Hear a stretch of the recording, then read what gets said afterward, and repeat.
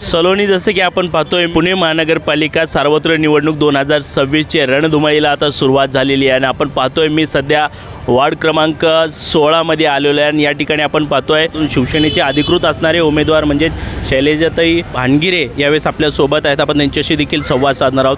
ताई, निवडणुकीची रणधुमाळी सुरुवात झालेली आहे। आपण पाहतोय महिला सशक्तीकरणासाठी मोठा गंभीर प्रश्न आहे। महिला सशक्तीकरण झालं पाहिजे। महिला सशक्तीकरणासाठी आपण काय ठोस पुढचे पावलं उचलणार आहात त्याबद्दल काय सांगा?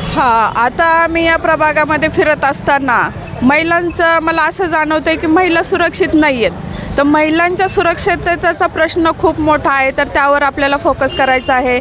आज या प्रभागामध्ये फिरत असताना गाडीतळच्या ज्या वसाहती आहेत त्या वसाहतीमध्ये महिलांसाठी सुलभ शौचालय वगैरे नाही आहेत, तर यासाठी त्यांना रात्री अपरात्री बाहेर जावं लागतं आहे आणि आपण बघतोय वाढती गुन्हेगारी आहेत।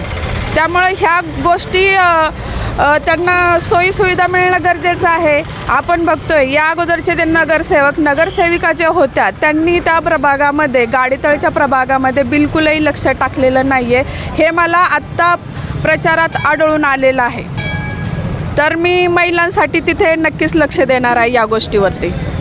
नक्कीच ताई, त्याचबरोबर आपण या भागामध्ये बघतोय ज्याला वॉटर मीटर आणि गटर म्हणतोय तो देखील मोठा गंभीर प्रश्न या भागामध्ये आहे।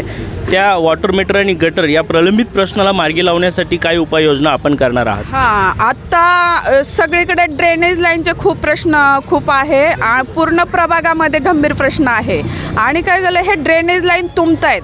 ड्रेनेज लाईन तुंबल्यामुळे ते डायरेक्ट ते घरामध्ये ते पाणी वर येतं आहे प्रत्येक घरामध्ये आणि काहींची घरं आहे ना त्या घाण पाण्याने साठत आहेत आणि काही लोकांना ते घरं सोडून जावी लागत आहेत। आणि दुसरं असं होतं आहे की ह्या पाण्यामुळे ड्रेनेजच्या पाण्यामुळे पाणी दूषित होत आहे।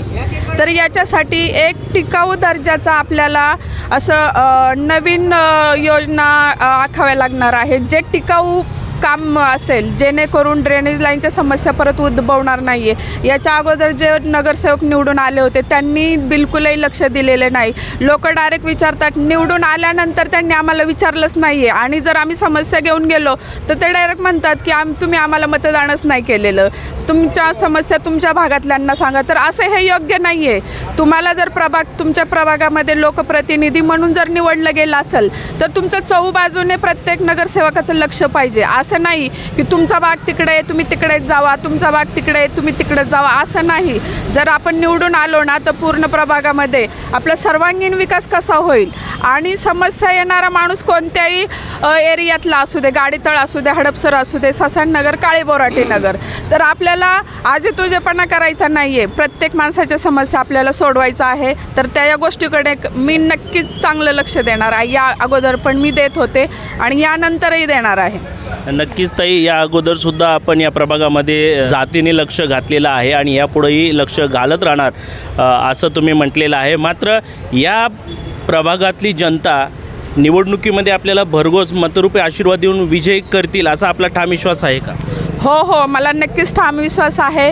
कारण जेव्हा आत्ता निवडणुकीचं वातावरण चालू होतं तर त्यासाठी सगळ्यांना माहिती आहे शैलजाताई आणि जयसिंग अण्णा आम्ही दोघंही या प्रभागामध्ये 15 ते 17 वर्षापासून काम करत आहोत।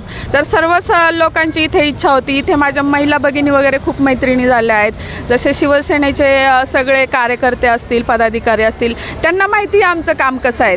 त्यामुळे या भागामध्ये चर्चा चालू होती माझ्या नावाची, त्यामुळे मला सगळ्यांनी संधी दिली आहे।